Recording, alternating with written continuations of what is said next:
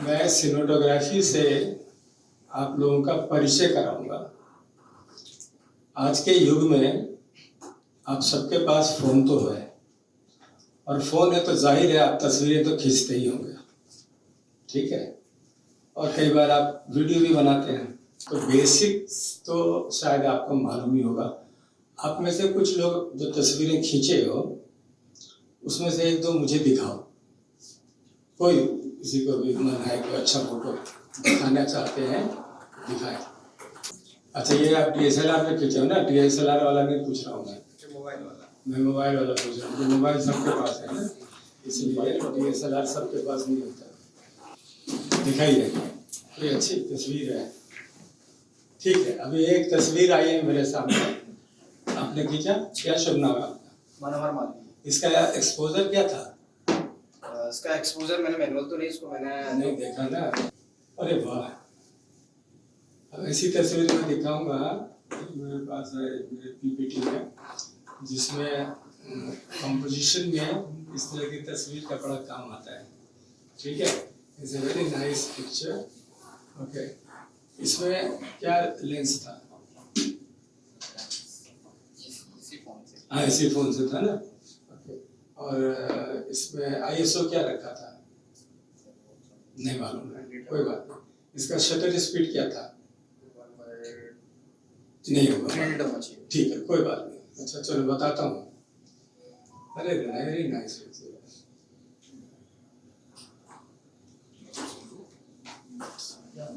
इसका कुछ इंफॉर्मेशन दे सकते हैं, डिटेल? ठीक है, ओके। क्या कंसंट्रेट किया इस पे?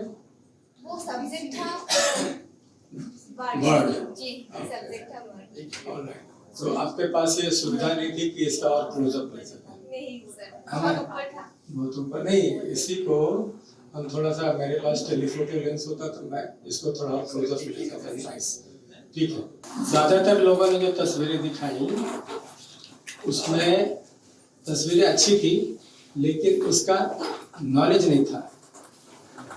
वो तस्वीर मोबाइल ने खींची, आपने नहीं खींची। मेरा कहने का अर्थ ये था कि मोबाइल खुद ही सेट कर रहा है अपना एक्सपोजर, आपने किया है उसका कंपोजिशन। कंपोजिशन भी एक बहुत इम्पोर्टेंट पार्ट है फोटोग्राफी में, लेकिन एक्सपोजर का रखना, फिल्म का स्पीड डिसाइड करना, फिल्म को कौन से स्पीड पे, शटर स्पीड क्या होना, ये सब कैमरामैन को करना पड़ता है। Then you can make creative pictures. Otherwise जो उसने खींच दिया, हमको उसी में संतुष्ट रहना पड़ेगा, तो आप उसमें कुछ करामाती नहीं कर पाओगे। हाँ, पोस्ट में आजकल बहुत तरीके हैं जिसकी वजह से कर रहे हैं। वो DSLR लेकर आया, मैंने इसलिए मना कर दिया कि DSLR में ये सब चीज़ सेट करना पड़ता है। मोबाइल में आपके पास वो सुविधा नहीं है, लेकिन मोबाइल से आपने ये इन्फॉर्मेशन दे दी मुझे, क्योंकि उसके डिटेल्स में आता है, तो आप उसको रीड करके मेरे को बता दिए। और जब आप फोटो खींच रहे होंगे, उस वक्त आपने ये नहीं रखा कि अच्छा शटर स्पीड में 1/50 रखूँ या क्या रखूँ। तो ये जानकारी लेना फोटोग्राफी के लिए इम्पोर्टेंट है कि हम किस स्पीड में काम कर रहे हैं। आपके पास लाइट, सनसेट या आउटडोर में लाइट कम है, तो मैं कैसे एक्सपोजर बढ़ा दूँ, या कोई भागता हुआ ऑब्जेक्ट है तो मैं कैसे शटर स्पीड को चेंज करूं कि वो ब्लर ना दिखाई दे, वो शार्प दिखाई दे, उसके लिए आपको शटर स्पीड बढ़ानी पड़ती है। तो ये सब बेसिक्स हैं फोटोग्राफी को करने के लिए, इसकी जानकारी रखना आवश्यक है। सिनेमेटोग्राफी उसी का बड़ा रूप है। जब फिल्मों में नेचुरल एक्शन दिखाने के लिए 24 फोटो फ्रेम बोलते हैं उसको टेक्निकल लैंग्वेज में, 24 फ्रेम प्रति सेकंड अगर वो चलता है तो ह्यूमन नॉर्मल एक्शन दिखाती है। जैसे एक हाथ ऐसे उठाए और आपने इस बीच 24 फोटो ले ली, कर कर कर कर कर वो आया। जब आप उसको एक सीरीज में देखिएगा तो ऐसा लगेगा कि वो मूविंग ऑब्जेक्ट है, ये पूरा एक्शन दिखाई देता है। तो सिनेमा फोटोग्राफी का ही बड़ा रूप है, जिसमें आप 24 फोटो, टेलीविज़न में या डिजिटल में 25 फ्रेम होता है। लेकिन 24 फ्रेम और साउंड के लोग बताएंगे इस लिप सिंक में भी ऑडियो भी 24 फ्रेम प्रति सेकंड पे चलाना होता है ताकि साउंड मैच करे, वरना मुंह इधर हिलेगा आवाज़ किधर कुछ और जाएगा। ओके, कई बार लाइव टेलीकास्ट में भी हो जाता है इस तरीके का। तो 24 फोटो हम जब लगातार देखते हैं, खींचते हैं, तो वो सिनेमेटोग्राफी का हिस्सा माना जाता है। स्टैटिक हो गया तो फोटो मान लिए और वही ऑब्जेक्ट मूव कर गया वहाँ से और उसके साथ हमने कैमरा भी घुमाया, तो हमारे लिए वो मूविंग इमेजेस हो गए। आप उसको वीडियो कह लीजिए या मूवी कह दीजिए, जो भी है। तो हम सिनेमेटोग्राफी के लिए जब बात कर रहे हैं तो हम फोटोग्राफी के बेसिक्स को समझ लेंगे तो हम उसके आगे सिर्फ एक्शन ही रिकॉर्ड करना होता है, बाकी बेसिकली आपको फोटोग्राफी की नॉलेज अच्छी होनी चाहिए। लेकिन जब फोटोग्राफी आप सिनेमेटोग्राफर बनना चाहते हैं, इसमें से मुझे उम्मीद है कि सारे के सारे सिनेमेटोग्राफी में रुचि ना रखते हों।